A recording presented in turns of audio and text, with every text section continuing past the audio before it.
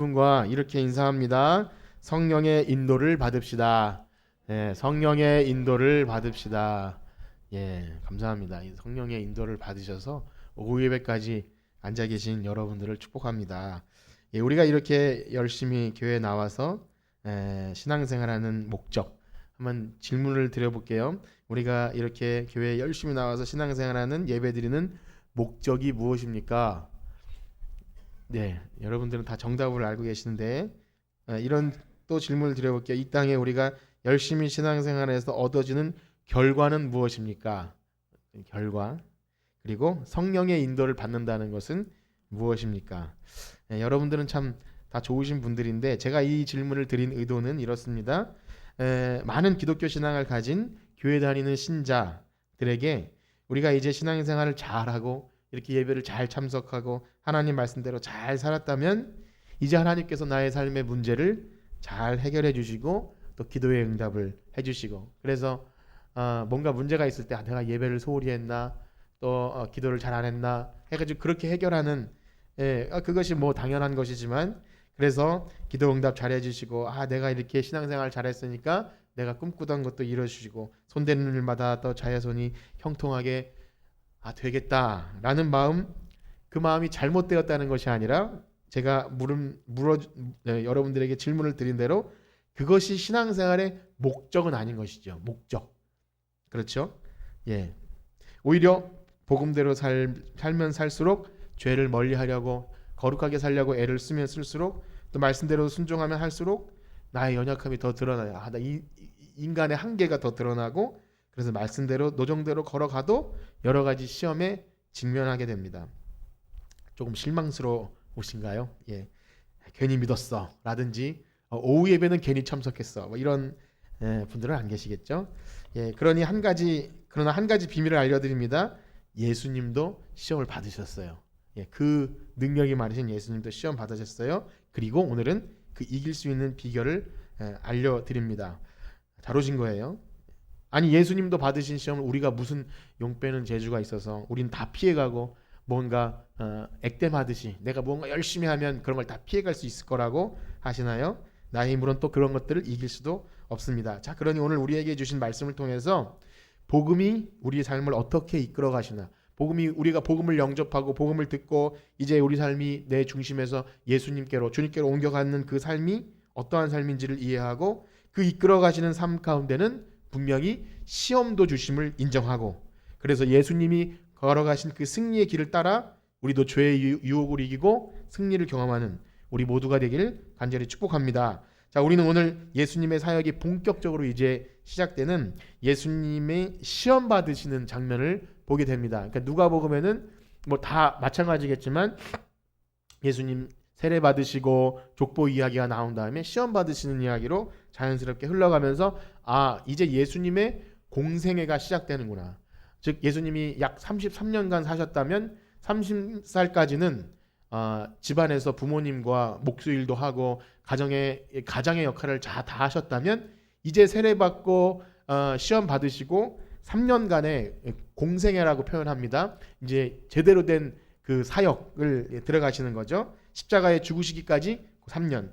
이제 그 시작되는 시점에 있는데요. 누가는요. 어떠한 맥락에서 이 시험 이야기를 바라보고 있는지를 누가의 의도를 따라 살펴볼 것입니다. 즉 우리가 교회에 좀 다니셨으면 다 아는 내용이라는 거예요. 예수님 세례 요한에게 세례 받으셨지. 그리고 마귀에게 3가지 시험 받으셨지. 돌이 떡이 되게 하는 것, 뭐 저 높은 곳에서 떨어지고 아니면 저 다 나한테 절을 하면 뭘 주시겠다. 이거 다 들었던 내용이에요. 그리고 마태, 마가, 누가라고 하는 공관복음. 마태, 마가, 누가는 거의 관점이 같아서 공관복음이라고 하는데 거기 다 등장합니다. 그러나 오늘 이 누가라는 이 저자는요. 예수님에 관해서 또 복음에 관해서 드러내고자 하는 의도가 분명했어요. 물론 다 들어있는데 누가가 적을 때 드러난 의도를 좀 보고 읽을 것입니다. 그래서 예수님 당하신 이 3가지 시험 전부를 오늘 다 살펴보지는 않을 것이고요. 먼저 이 배경을 좀 보신 후에 첫 번째 시험 정도까지 함께 나누게 될 것입니다. 그래서 3장 마지막 부분에는 우리가 오전에도 들으셨지만 이제 세례 요한의 회개 선포, 회개의 세례가 이렇게 이어지고 있는데 사람들이 마음속에 이 사람이 그리스도신가 심중에 생각하게 되니까 세례 요한이 나는 아니라고, 나는 절대 아니고 내 뒤에 오시는 능력이 많으시니가 불로, 성령의 불로 세례를 줄 것이다, 이렇게 예수님을 소개합니다. 그리고 저자 이 누가는요, 세례 요한이 헤로드 왕을 비판하다가, 헤로드시 굉장히 문란했거든요. 그를 비판하다가 쓴소리를 하다가 투옥되는 얘기를 미리 그려놨습니다. 사실 그 이야기는 좀 저 뒤에 있고 죽는 이야기도 한참 뒤에 나오는데 일부러 의도적으로 세례 요한을 이 역사의 무대에서, 성경 무대에서 이렇게 좀 내려오게 합니다. 그래서 사실 세례 요한은 이 시점에 투옥되지도 않았고 7장이나 가서 이제 사형당하는 내용이 나오는데, 말씀드린 대로 누가는 이 기술을 잘 쓴 거예요. 그러니까 우리들의 보는 시각이 세례 요한에 더 이상 머물지 않고 예수님으로 옮겨가게 한 것입니다. 그래서 이후에 예수님께서 세례 받으시는 장면을 봐도요, 마태나 마가와는 조금 많이 달라요. 예를 들어 마태복음에서는 예수님이 이제 세례를 받으시러 오면 세례 요한이 나는 당신에게 세례를 줄 수 없습니다, 예수님이 난 받아야 된다 하면서 옥신각신하지 않습니까? 뭐 그렇게 좀 표현하면 그렇지만 그런 부분이 없어요. 그런 부분이 없고, 더군다나 지금 누가 예수님의 세례 주는지 이름을 나타내지 않습니다. 우리는 당연히 세례 요한이 예수님께 세례 주는 거 다 알고 있지만, 우리가 본문을 잘 읽어보면요, 좀 3장 마지막 부분을 저희가 잘 안 읽었는데 읽어보면 지금 이름이 나오지 않아요. 즉 세례 요한이 아닌 사람이 줬다는 것이 아니라 그를 일부러 이렇게 빼고 있습니다. 자, 그러면 누가가 요한 이야기를 빨리 끝내고 이렇게 드러내고자 하는 예수님의 도대체 무엇? 그 세례 장면을 먼저 보시고 한번 생각해 보겠는데요. 21절 23장입니다. 3장 21절 21절을 읽어보겠습니다. 시작. 백성이 다 세례를 받을새 예수도 세례를 받으시고 기도하실 때에 하늘이 열리며 성령이 비둘기 같은 형체로 그의 위에 강림하시더니 하늘로부터 소리가 나기를 너는 내 사랑하는 아들이라 내가 너를 기뻐하노라 하시니라. 아멘. 먼저 조금 특별한 점은요, 예수님께서 세례를 받으시고 기도하실 때 이 일어납니다. 이게 그냥 다르게 표현한 거 아니냐 싶지만, 마태나 마가는요, 예수님이 세례를 받으시고 곧 올라오실새 거기서 이 장면이 일어나요. 하늘에서는 하늘이 열리면서 성령이 비둘기처럼 되어오고 음성이 들리는, 그런데 의도적으로 그렇게 했는지 모르지만 기도하실 때, 즉 사실은 좀 다른 장면일 수도 있다는 것입니다. 자, 일단은 좀 살펴볼게요. 첫째는 어떤 현상이 일어나냐면 하늘이 열리고, 그 다음에 두 번째는요, 성령이 비둘기 같은 형태로 내려오고 하늘에서 음성이 들리죠. 너는 내 사랑하는 아들이라 내가 기뻐하노라. 이 장면은요, 마태나 마가나 누가나 다 동일한 부분이지만 이 장면은 그저 그냥 신비스러운 어떤 장면을 이런 일도 있었다 이렇게 그냥 나오는 게 아니라 굉장히 의도를 가지고 쓴 거예요. 구약의 구약의 메시아를 예표하는 말씀을 이렇게 거의 조합시켜 가지고 만든 장면입니다. 그러니까 그냥 일부러 없는 걸 만들었다는 게 아니라 그 장면을 표현할 때 이거는 구약의 메시아를 예언한 거야. 그래서 다 읽지는 않겠지만 잠깐 이게 말씀을 보시면서 보면 하늘이 열리고라는 것은 이사야 61장 1절에 보면 원하건대 주는 하늘을 가리고 강림하시고, 이 부분을 이렇게 가져온 거예요. 그래서 하늘이 열리고 이제 새 시대가 도래한다는 거죠. 그토록 기다렸던 그날이 돌아온다. 그리고 성령이 비둘기같이 강림하신다. 이게 굉장히 신비스러운 장면이지 않습니까? 원래 이 장면이 굉장히 좀 설명을 드리겠지만 좀 신비스러운 장면인데, 통상 성령님은요, 어떤 사람에게 이렇게 특별한 사람에게 임하면 그 사람의 어떤 능력이나 그런 것으로 이렇게 나타나셨어요. 혹은 이렇게 강한 바람, 지진, 자연 현상 그런 걸로 나타나시다가 신약에는 땅이 진동하고 급하고 강한 바람처럼, 그 다음에 불의 혀처럼 그렇게 임하시기도 하시죠.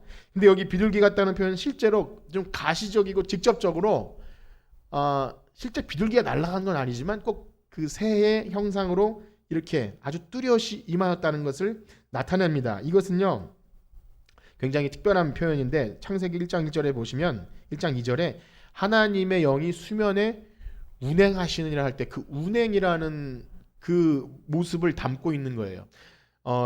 굉장히 오래전에 창세기를 할 때 이걸 어렵게 설명드렸는데, 빛이 있으라 하시기 전에 하나님의 영이 수면에 운행하는 그 모습을 마치 새가 알을 품고 있듯이, 혹은 이렇게 새가 낮은 수면을 날든 그런 것을 표현한 것인데요. 그걸 뭐 헬기가 낮게 날 때 뭐 호버링 한다 그러지 않습니까? 그런 것을 표현한 거예요. 자, 뭐 기억하지 않으셔도 돼요. 그러니까 이것은 뭐냐면 새 창조다. 하나님께서 새 일을 이루신다. 그리고 마지막에 음성이 들립니다. 너는 내 사랑하는 아들이라, 너를 기뻐하는 자라. 이것은요, 시편 2편에 보면요, 왕의 되관식 때 우리가 너무 잘 부르는 찬송, 너는 내 아들이라 하면 나를 그런 것 같지만 사실은 그 예수님이거든요. 너는 내 아들이라, 오늘 내가 너를 낳았도다 하는 그 시편 2편과 또 이사야 42장에 보면요, 내가 붙드는 나의 종, 내 기뻐하는 자, 이것을 가지고 이렇게 묶어서 너는 내 사랑하는 아들이라, 너를 기뻐하노라, 이렇게 조합을 시켜놓은 거예요. 그래서 어떤 신앙 노선에 따라서 예수님이 이때부터 하나님의 아들로 인정된 것인가 아닌가 이렇게 보기도 해요. 그러니까 예수님의 정체성 있지 않습니까? 사람인데 내가 하나님이야, 이것을 그때 인식하지 않았는가? 또 하나님이 그때부터 너는 내 아들이라 할 때부터 예수님이 되지 않았는가? 그렇게 보기도 한다는 거예요. 근데 꼭 그렇게 볼 수 없는 것이, 이 누가복음만 보아도 이미 기억하시죠? 예수님 12살 시절에 성전에 가셨는데 부모님이 어디 갔냐고 물어보니까 내가 내 아버지의 집에 있어야 할 줄을 왜 모르셨습니까? 대답하신 것처럼 예수님은 이미 12살에는 이미 본인의 하나님의 아들이라는 것을 인식하고 계셨다는 거죠. 제가 복잡하게 설명드린 것 같지만 말씀드리는 요지는 이것입니다. 이 예수라는 사람, 2000년 전에 거기 이 마국간에 태어나고 했던 그 사람이 바로 하나님의 아들이다를 말하고 있는 거예요. 그리고 이어지는 족보와 오늘 읽은 본문 시험까지 그 하나님의 아들이라는 주제가 이렇게 관통하고 있는 것을 보게 될 것입니다. 그래서 좀 더 살펴보면, 우리가 또 읽지 않고 넘어갔지만 여러분, 그 족보 나오면 굉장히 힘드시잖아요. 족보. 그 구약 성경에도 족보가 나오고, 에스라나 또 포로 교환할 때 족보, 또 마태복음, 누가복음에 족보 나오면 족보 가지고 좀 설교하기도 어렵고, 그런데 다 읽지 않겠지만 이 족보가 가리키는 근본적인 내용은 뭐냐면 두 절만 읽어볼 텐데요. 처음 시작입니다. 3장 23절. 3장 23절에 이렇게 시작해요. 시작. 예수께서 가르치심을 시작하실 때에 30세쯤 되시니라. 사람들이 아는 대로 요셉의 아들이니 요셉의 위는 헬리오. 그래서 이렇게 쭉쭉쭉 올라갑니다. 올라가다가 어디까지 올라가냐면 38절을 읽어보겠습니다. 38절 시작. 그 위는 에노스요, 그 위는 셋이요, 그 위는 아담이요, 그 위는 하나님이시라. 그렇게 해서 하나님과 연결을 짓는 거예요. 사실 예수님은 요셉을 통해 나오신 게 아니잖아요. 그렇죠? 요셉은 진짜 아버지가 아니에요. 그런데 굳이 여기서 이걸 넣는 이유는, 여기에 아까 23절에 보면 사람들이 아는 대로, 그러니까 사람들은 그렇게 알고 있었어요. 성령으로 잉태된 것이 맞지만 사람들은 저 아버지 요셉이고 어머니 마리아 아니냐, 그래서 사람의 아들로 나신 것을 그대로 인정하는 겁니다. 그래서 여기도 역시 하나님의 아들이라는 주제가 깔려 있고요. 4장으로 한번 다시 넘어가시면요, 4장 3절을 읽어보겠습니다. 4장 3절 시작. 마귀가 이르되 네가 만일 하나님의 아들이거든 이 돌들에게 명하여 떡이 되게 하라. 마귀의 말이라서 뭐 아멘 하실 필요는 없는데요, 여기에 보면 너가 만약에 하나님의 아들이거든, 이걸 강조하고 있어요. 그래서 여기도 하나님의 아들, 아까 세례 받으실 때부터 족보, 그 다음에 하나님의 아들. 문제는 이것입니다. 예수님이 하나님 아들이신 건 맞아요. 그런데 그분이 지금 어떤 신적인 능력이나 권능, 신미적인 일을 행하는 것은 하나도 없고요. 연약한 사람들로 죄인들이, 세례요한이 그렇지 않습니까? 회개의 세례를 해라. 이 독사의 자식들 한 그 세례를 예수님이 받으세요. 그 성령으로 잉태되신 그분께서 그 요셉의 족보에 들어가십니다. 그리고 죄인들이 다 받는 시험을 예수님이 받으신다는 거죠. 어떤 기적이나 그런 이적 행함 없이 받으신다는 거죠. 이 일련의 사건들은 이제부터 앞으로 예수님이 걸어가셔야 할 그 공생애와 직접적으로 연관이 됩니다. 즉 하나님이시지만 완전한 사람이셔야 했다는 것이에요. 그래서 이러한 배경, 지금까지 배경을 설명드린 겁니다. 배경을 가지고 시험 내용을 보실 텐데요. 4장 1절입니다. 4장 1절 시작. 예수께서 성령의 충만함을 입어 요단강에서 돌아오사 광야에서 40일 동안, 아멘. 이미 세례를 받으실 때도 성령이 비둘기같이 임하셨어요. 그러니까 사실은 그 장면은 조금 그렇습니다. 예수님이 성령이 안 계셨는데 임했다기보단 하나님 아버지께서 말씀하시고 성령님이 임하시고 예수님이 계셨기 때문에 어떤 삼위일체의 어떤 그 장면이 거기에 딱 묘사가 된 거예요. 자, 그렇지만 어쨌든 예수님이 성령의 충만함을 입어서 또 끝에 보면 성령에게 이끌려서 이 모든 일이 일어나고 있는 것입니다. 즉 뭐랄까 스스로 어떤 고행을 하시거나 그것이 아니라 성령님이 이끄시는 대로, 즉 이것입니다. 하나님이시지만 자기의 주도권을 다 내려놓고 자기의 모든 권리나 이런 걸 다 포기하고 온전히 아버지의 뜻에 따라서 성령의 인도하심을 받고 있는 우리 예수님의 모습을 보게 됩니다. 역시 이것은 우리 신자들이 걸어가야 될 모범인 줄 믿습니다. 예수님이 걸어가신 길을 가만히 살펴보면서 우리도 이 길을 걸어가야 한다, 이런 마음을 여러분들이 많이 가지셔야 돼요. 즉 온전히 성령의 인도를 받는 삶. 그런데요, 잘 보면 이해할 수 없는 부분이 나옵니다. 그 성령님께서 지금 예수님을 광야로 보내셨고 또 시험을 받게 하세요. 그 성령님께서 예수님을 광야로 이끄시고 시험을 받게 하신다는 거예요. 우리가 너무나 쉽게 착각할 수 있는 것은 성령의 인도를 받는다, 하나님의 뜻대로 행하고 나의 주도권을 다 내려놓고 온전히 하나님 뜻대로 산다고 했을 때 우리의 길이, 그러면 하나님이 내 인생을 책임져 주시니까 시험도 없고 탄탄대로가 근심 걱정 없을 거라고 우리가 쉽게 착각하기 쉽지만, 성령의 인도하심에 따라 잘 걸어갔더니 거기가 광야인 것입니다. 우리가 새벽에 출애굽기 말씀을 보기 때문에 너무나 그 말씀이 이것과 가까운데요. 지금 광야에 서 있는 이 한 사람 예수님은 출애굽한 광야의 이스라엘의 그 사람들과 대조되고 있어요. 그때 그 사람들은 실패한 첫 아담의 후예인 그런 사람들이지만 예수님은 이제 새 일을 시작하시는 새로운 아담이죠. 그래서 출애굽기에 보면 아주 대표적으로 이런 말씀이 나옵니다. 우리 출애굽기 17장 1절인데요. 출애굽기 17장 1절을 같이 한번 읽어보겠습니다. 시작. 이스라엘 자손의 온 회중이 여호와의 명령대로 신광야에서 떠나 그 노정대로 행하여 르비딤의 장막을 쳤으나 백성이 마실 물이 없는지라. 이 부분을 읽으면 너무 충격적인데, 여호와의 명령대로 그리고 노정대로, 즉 하나님이 계획해 놓으신 그 길을 차근차근 걸어갔다는 거예요. 성령의 인도를 따라서 낮에는 구름 기둥과 밤에는 불 기둥이 인도에 따라서 잘 걸어갔는데 마실 물이 없는지라. 하나님이 실수하신 거 아닌가요? 하나님이 내비게이션 잘못돼가지고 물이 없는 곳으로 실수하신 게 당연히 아니라는 거죠. 광야에서 이스라엘 백성들은 이것을 이해할 수 없어서 실패했습니다. 막 원망하고 불평하고, 아니 애굽에서 죽게 하지 우리를 여기까지 인도해서 여기서 목말라 죽게 하느냐.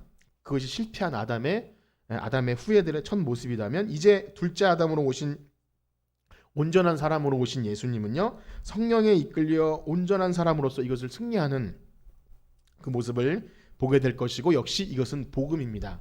우리 예수님이 걸어가셨던 길이 바로 우리의 길이 될 것이고, 예수님이 승리하신 방법이 우리의 방법이기 때문에 이것은 복음입니다. 그런데요, 그 시험의 내용을 좀 보겠는데요. 2절과 3절입니다. 4장 2절과 3절.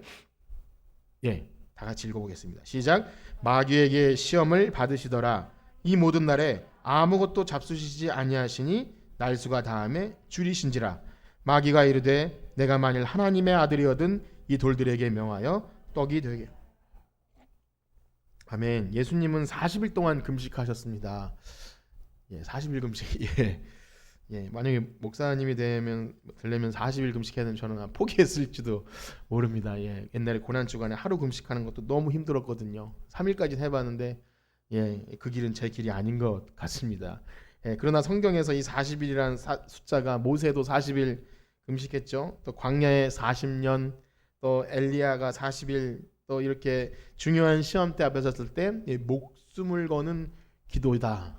구약에 나오는 금식은 다 슬픈 일 당했을 때 기도하는 그런 절연한 각오를 나타내는데요. 무엇보다 예수님이 그 절연한 각오, 그래서 예수님이 어떤 모세가 40일 금식하고 산에서 내려올 때 뭔가 빛이 났잖아요. 강한 그 아우라로 사람들이 얼굴 좀 가려달라고. 예수님은 그거 하신 게 아니라 배고프셨어요. 그냥 배고프셨어요. 예수님이 어떤 변화가 일어난 게 아니라 여기 보면 줄이신지라. 이게 답니다. 그냥 배고프신 거예요. 하나님의 아들이 줄이셨다는 거예요. 그저 한두 끼가 아니라 40일을 이렇게 금식하시니까 목숨 걸고 하시니까 배고프면 신경이 날카롭지 않습니까? 그렇죠? 예배 드리고 우리 사모님들이 걱정하는 건 밥을 먹여야 예배를 드리죠. 이거죠. 예, 밥을 먹으면 얼마나 섭섭합니까? 예, 금강산도 식후경이라고 하는데 배고플 때는 완전히 신경이 날카롭고 뭐라도 있으면 빨리 먹어야 되는 것이 우리의 그 육체죠. 육체. 서두의 배경에 말씀드렸는데도 하나님의 아들이시지만 완전한 사람이시기에 지금 배고프신 거예요. 너무 줄이신 거예요. 그 고통스럽죠. 그런데 마귀가 뭐 어떻게 시험합니까? 내가 만일 하나님의 아들이었든 이 돌들에게 떡이 되게 하라. 이 시험의 조건이 굉장히 그 얄궂은 거예요. 뭐냐면 하나님의 아들이었든이라는 단서를 붙입니다. 그냥 능력이 있거나 그냥 이렇게 충분히 할 수 있어서 그냥 먹는 게 목적이 아닌 게 아니라 당신이 하나님의 아들이거든. 그러니까 무슨 말이냐면 네가 무슨 사람이야. 넌 하나님의 아들이잖아. 이거 할 수 있는 거 이거 쉬운 거 하라고 하는 거예요. 예수님이 사람으로 오셨는데 그걸 부정하게 하는 것이 시험의 목적입니다. 예수님에게 이 시험이 어려웠겠습니까? 쉬웠겠습니까? 한번 생각해 보세요. 예수님에게 이 시험이 어려웠을까요? 쉬웠을까요? 여러분 주무시는 분에게 설교에 눈을 뜨고 들으시는 게 쉬울까요? 그거나 마찬가지인데 예수님에게 이 시험이 쉬웠을까요? 어려웠을까요? 예, 만약에 쉽다고 생각하시는 분들은 하나님의 아들이 어려웠다고 생각하신다면 이유는 배가 고픈데 돌이 떡이 되게 하는 기적을 참는 게 너무 어려웠을 것이다 라고 생각하실 수도 있고, 쉬웠다고 생각하시면 마귀 이쯤이야. 예수님이 40일 굶으셔도 그 시험에 넘어가시겠는가? 그래서 쉬웠다고 생각할 수 있지만 이게 시험인 이유가 있어요. 그것은 뭐냐면 이 돌들을 들어서 떡덩이가 되게 하실 그런 건 하찮은 능력을 가지고, 그런 건 아무것도 아닌 너무나 큰 능력을 가지고 계신 분이기에 이것이 시험이라는 거예요. 즉 이런 것입니다. 아예 능력이 없는 사람에게 그걸 하라고 하면 지금 뭔 헛소리를 하냐고 할 수도 있을 정도로 능력이 없는 사람에게 의미가 없어요. 충분히 그렇게 할 수 있는 능력이 있음에도 불구하고 어떤 이유와 목적 때문에 참는다면 그건 정말 큰 시험이죠. 영화에서 그런 거 있지 않습니까? 진짜 유단자가 있어요. 싸움을 진짜 잘하고 막 몇십 대 1로 싸워도 이길 수 있는 능력자가 있는데 어떤 스승이나 어떤 이유 때문에 너는 절대 폭력을 쓰면 안 된다. 참아야 한다라는 그걸 지키기 위해서 막 맞으면서 참을 때 고통스럽지 않습니까? 그 주인공, 예를 들어 그런 주인공이라면 근데 그걸 슬슬 막 건드리는 거죠. 네가 진짜 유단자야 하면서 막 이렇게, 즉 그겁니다. 나도 내 의를 드러낼 수 있고요. 충분히 말을 할 수 있고 돈도 있고 능력도 있고 내가 그까짓 것라고 할 수 있는데 아까 우리가 행복 부를 때 부른 찬양처럼 억울한 일 많지만 주를 위해 참는 것, 그거예요. 하나님의 영광을 위해서 나의 권리를 내려놓는 그 시험입니다. 이것이 어려운 거죠. 예수님은 또 무엇을 포기하신 것입니까? 나의 배고픔을 채우기 위해 하나님의 능력을 사용하는 것을 포기하셔야 됐어요. 예수님이 온전한 사람이셔야 했기 때문입니다. 이 땅 위에 그 일을 위해서 오신 거잖아요. 만약에 우리를 대신하여 십자가에 죽으신 사건이 효력이 발생하기 위해서는, 온전한 제물이 되시기 위해서는 죄 없는 사람이셔야 합니다. 그것이 다 허물어지는 것이 되죠. 그래서 마귀는 아주 교묘하게 하나님의 구원 역사를 방해하기 위해 오신 거예요. 네가 무슨 사람이야. 당신은 하나님이시잖아요. 왜 이러고 계세요? 이렇게 말을 하는 겁니다.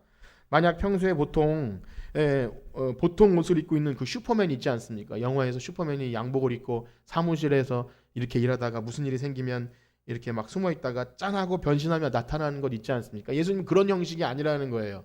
그냥 사람이신 거예요. 추위와 더위와 또 죽은 사람을 보고 슬퍼하시고 또 이렇게 줄이시고 막 밤새 이렇게 기도하시고 또 피곤해서 이렇게 하는 모습들이 우리 이 복음서에는 그대로 담겨 있습니다. 그래서 여기 돌이 떡이 되게 하는 어찌 보면 너무나 유치한 것 같은 요구로부터 시작해서 마지막 그 십자가상에서도 네가 유대인의 왕이거든 내려와라 라는 조롱까지 들으시면서 그걸 다 참아내시는 거예요. 왜냐하면 우리의 구원을 위해서 그 일을 하셨다는 겁니다. 끝까지 사람으로서 그 고통을 다 당해내셔야 했던 겁니다. 그래서 마귀의 시험은요, 아주 우스운 것 같지만 하나님의 큰 구원 계획을 쓰러뜨리기 위한 아주 교묘한 작전이었어요. 자, 그러면 예수님께서 온전한 사람으로 이 시험을 어떻게 이기셨습니까? 우리 4절 말씀 보겠습니다. 시작. 예수께서 대답하시되 기록된 바 사람이 떡으로만 살 것이 아니라 하였느니라. 아멘. 너무 유명한 말씀이죠. 이 말씀 또한 광야에서 이스라엘 백성들을 교훈할 때 이 신명기 8장 3절에 이렇게 불평하는 이스라엘 백성에게 만나를 내려주시면서 그거를 교훈한 그 의미, 그 말씀을 그대로 예수님이 사용하시는 거예요.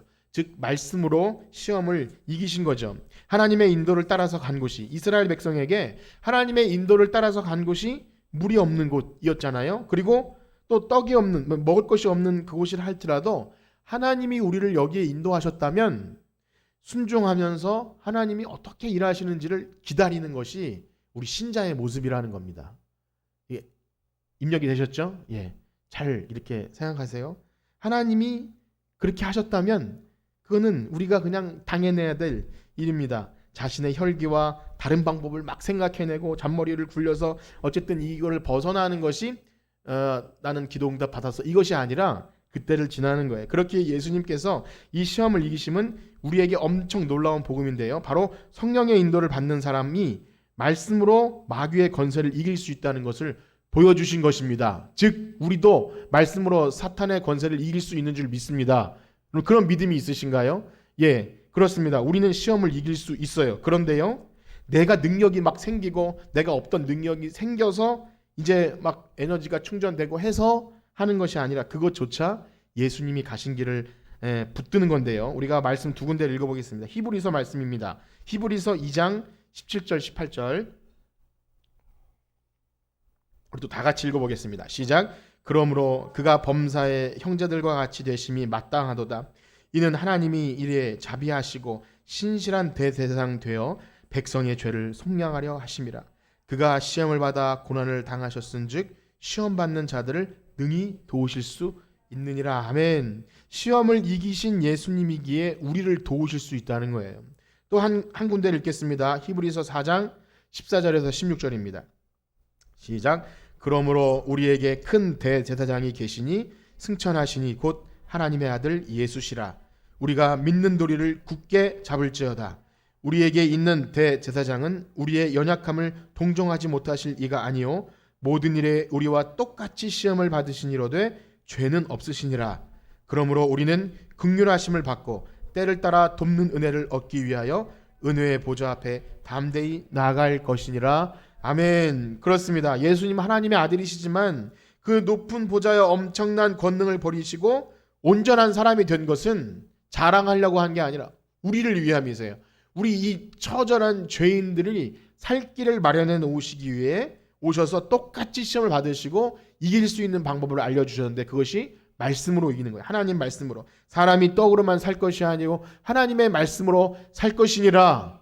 믿으시길 축복합니다. 그렇게 성령의 인도하심을 받아 예수님을 믿는 도리를 굳게 잡고 또 여기 4장 16절 말씀대로 긍휼하심을 받고 때를 따라 돕는 은혜를 얻기 위해서, 그러니까 예수님 붙드는 거죠. 예수님이 이기셨으니까 예수님의 승리는 내 승리입니다. 예수의 이름으로 예수 이겼네, 예수 이겼네. 이 찬양이 그거예요. 예수님이 이기신 것이 내 승리입니다. 예수님 꼭 붙들길 축복합니다. 시험 앞에서 다른 방법 혹은 내 혈기나 그런 것 말고 예수님 이럴 때 어떻게 해야 되죠? 오늘 말씀을 이렇게 마치기 원합니다. 우리가 받는 시험이 오늘 예수님의 시험과 당연히 같다고 할 수 없어요. 우리 일상에서 받는 시험이 같다고 할 수 없어요. 우리가 무슨 신적인 권능을 숨겨놓고 우리는 하나님의 자녀이지만 나는 이 능력을 숨겨놓고 해야 돼, 이렇게 할 만큼도 아니에요. 그런데 원리가 같습니다. 원리. 어떻게 같다는 거냐면 마귀는요 우리의 당연한 권리와 욕구를 건드립니다. 우리의 당연한 권리와 욕구, 그것이 무엇이죠? 이 정도 굶었으면 뭐 돌이 아니라 뭐든지 떡이 되게 하는 게 뭐가 그렇게 문제야. 하나님의 아들 이런 건 얘기하지 말고 그냥 일단 먹읍시다 라고 해야 되는 거죠. 이럴 때 화 안 내면 사람도 아니야. 내가 이렇게 참았는데 이렇게 가만히 나를 누구 바보로 하나 라고 우리의 어떤 당연한 권리를 건드리는 거예요. 그러나 아주 합당하고 당연한 권리를 건드리는 방식으로 오고, 또 한 가지는 예수님의 배고픔에 집중하게 만든 것처럼 우리의 문제에 집중하게 만듭니다. 우리가 가지고 있는 이 문제 자체에 집중하게 만들어요. 그래서 빨리 문제가 해결되어야 하나님 나와 함께 하시는 거야. 내 삶이 기뻐져. 내 이 문제를 해결해야 기뻐져. 내가 가지고 있는 여러 가지 병이나 아니면 삶의 문제나 인간 관계 속에서 오는 것, 직장 모든 일인데 하나님 이 문제 빨리 해결해 주셔야 저는 살 수 있습니다. 이 문제에 집중하게 만들어요. 그런데요, 이 시험을 허락하신 분이 하나님이라면 우리에게 이 문제를 위해서 문제를 해결하기 위해 이 문제를 주신 것이 아니라는 거예요. 즉 어떻게 믿음으로 순종하며 이 시간에 우리의 믿음의 선택을 하느냐입니다. 이게 굉장히 추상적인 말이라서 제가 이 고난 자체가 시험이 아니라 문제를 어떻게 바라보느냐가 우리에게 진짜 시험이라는 이것이 여러분 새벽 예배와 또 수요일 예배 나오시는 분들은 들으셨던 내용인데 잘 들어보세요. 출애굽기 광야의 노정을 걸으면서 시험을 당했던 이스라엘 백성들이 죄가 있어서 그러한 시험을 받은 것이 아니었어요. 하나님이 의도적으로 시험의 자리를 만들고 그들을 이끄셨고 시험했는데 그 시험의 목적은 주어진 형편 속에서 원망과 불평이 아니라 하나님만 바라보게 하시는 것이었습니다. 워낙 노예에 쩌들어 있던 인생이기에 어떠한 상황에도 하나님만 바라보게 하시는 것이었어요. 그러나 말씀에 순종하게 될 때 반석에서 물이 나오고 또 하늘에서는 만나가 내려오고 그런 능력을 경험하게 하시고 결국 사람이 떡으로만 사는 것이 아니라 하나님 말씀으로 사는 것이구나. 그걸 깨닫기 위해서 주신 상황이기 때문에 얼른 물 줘서 해결해 주세요. 그런 말씀하지 마시고 물 주세요. 이게 아니라는 거예요. 또 한 가지는 다윗 이야기인데요. 끈질기게 쫓아오는 그 사울 왕, 내 인생에 정말 가시 같은 사울 왕이 원망스럽고 믿고 이 상황이 빨리 해결됐으면 좋겠다는 마음이 다윗에게도 있었는데 시간이 지날수록 생각해 보니 하나님이 내 권리를 주장할 수 있는 순간에서조차 하나님이 기뻐하시는 일을 하길 원하시는구나. 사울을 충분히 죽일 수 있는 가까운 거리에서 또한 자기를 원래 내가 안 죽이면 죽일 수밖에 없는 상황이기 때문에 죽여야 마땅한 자리에 있을 때조차 기다리게 하고 그러다 보니까 다윗은 아마 사울이 측은하게 여겨졌을 것 같아요. 저 인생도 참 불쌍하다. 어떻게 나를 훈련시키려고 하나님이 저에게 악신을 집어넣어서 날 이렇게 하시게 할까라고 하면서 하나님 앞에 이렇게 고백합니다. 사울에게 하는 말 같지만 내 주 왕이여 나를 왜 이렇게 힘들게 하십니까? 이게 하나님으로부터 나온 것이면 저를 그냥 죽여주세요. 사울은 문제에서 다 빠져버리고 하나님과 둘만의 그 독백하는 장면이 나와요. 깜깜한 밤중에 사울 왕에게 하는 말 같지만 하나님 내 주 왕이여 이게 나에게 나를 죽이려고 하시는 거면 내가 그냥 죽겠습니다.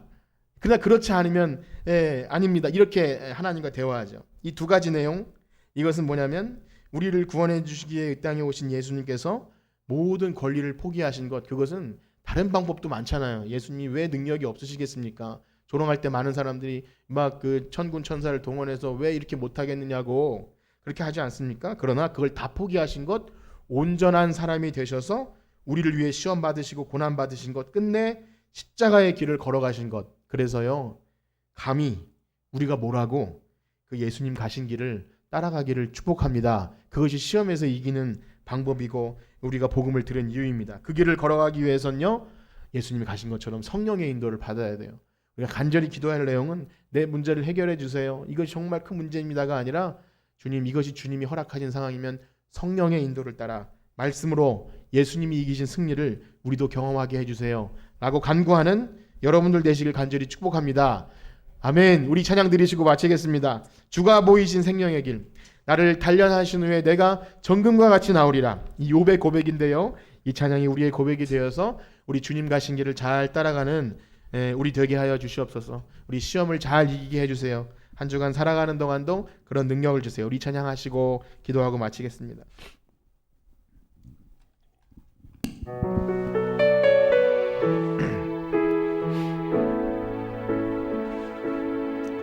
주가 보이신 생명의 길 나 주님과 상한 마음 드리며 주님 앞에 아멘. 나의 의로움이 되신 주 그 길은 나의 길이 되신 이름 예수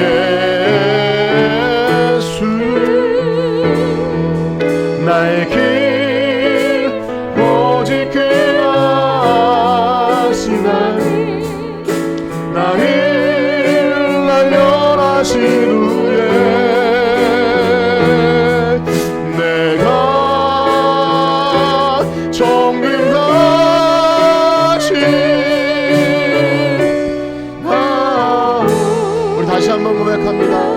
보이신 생명의 길, 주가 보이신 생명. 나 주님과 함께, 나 주님과 상한 마음 드리며 주님 앞에 나의 도움이 되신 주, 의로움이 되신 주, 그 이름 예수, 길이 되신 이름 예수. 아멘. 나의 길 오직 그가 아시나리. 나를 단련하신 후에 내가 정금같이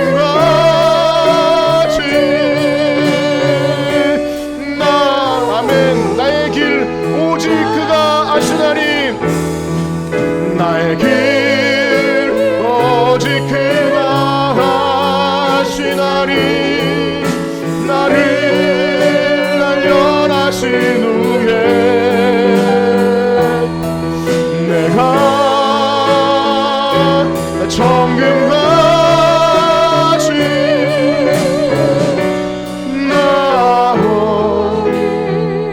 아멘. 우리 들으신 말씀 가지고 기도하기 원합니다. 혹시 시험이 있으십니까? 하나님, 또 이렇게 우리가 이해하지 못할 고통이 있으십니까? 예수님도 걸어가신 길입니다. 그러나 우리에게 복음이 있습니다. 예수님이 다 이미 승리해 놓으셨습니다. 그 예수님을 굳게 붙들고 때를 따라 얻는 그 은혜와 긍휼을 얻기 위해 보좌 앞에 담대히 나가 우리도 예수님이 이루신 승리를 경험할 수 있는 그러한 복음의 사람들 다 되게 하여 주시옵소서. 우리 그러한 마음 가지고 주의 이름으로 무릎짓고 기도합니다. 주여, 주여, 주여. 하나님 감사합니다. 말씀대로 살아갈 때, 주님의 그 노정대로 살아갈 때 거기에 물이 없었습니다. 하나님, 실수하지 않는 하나님께서 우리의 삶에 그러한 일을 허락하셨다면 하나님, 그것은 하나님의 숨은 의도와 계획이 있는 줄 믿사오니 우리의 혈기로, 우리의 능력으로 내가 하고자 하는 대로 일을 처리하는 것이 아니라 말씀대로 사람이 떡으로만 사는 것이 아니라 하나님의 말씀으로 말미암아 살리라, 하나님의 능력으로 말미암아 살리라 하는 하나님의 말씀으로 승리할 수 있는 우리 모두가 되게 하여 주시옵소서. 한 주간 살아가는 노정 속에서 하나님, 우리에게 얼마나 많은 시험이 있겠습니까? 하나님, 우리를 쓸어 넘어뜨리게 하기 위해서 마귀는 우는 사자와 같이 하나님 삼킬 자를 찾아 삼아 하나님 그렇게 으르렁거리는데 우리가 주의 말씀을 깨어 있지 아니하면 하나님, 우리는 시험에 넘어갈 수밖에 없습니다. 마귀의 시험은 너무나 간계하여서 우리를 사로잡아서 우리를 심륜에 빠져 만들고 하나님, 우리 신앙이 아무것도 없는 것처럼 그렇게 바닥을 치게 만들 때도 있습니다. 그러나 우리를 위해서 친히 간구하시는 예수님, 우리를 위해서 모든 시험을 겪은 예수님, 우리가 그 예수님을 붙들고 따라갈 때 우리에게 승리가 있기를 하나님 축복합니다. 승리가 있기를 원합니다. 승리를 줄 줄 믿습니다. 하나님, 그 은혜를 간구합니다. 하나님께서 우리의 삶의 시험을 허락하신다면 우리가 무엇인가 변화되어야 되고 우리에게 깨닫게 하기 위함인 줄 믿사오니 하나님, 역사하셔서 말씀대로 승리하게 하시고 말씀대로 주를 찬송하게 하시고 말씀대로 주 믿는 그 복음의 능력을 경험할 수 있는 우리 모두가 되게 하여 주시옵소서. 하나님 감사합니다. 인도하여 주시옵소서. 아멘. 이제는 우리 주 예수 그리스도의 은혜와 하나님의 무한하신 사랑하심과 성령님의 교통하심이 말씀으로 마귀의 건설을 이기신 예수님 붙들고 살아가기를 작정하는 성천교회 성도들 머리머리 위에 이제로부터 영원토록 함께 있을지어다. 아멘.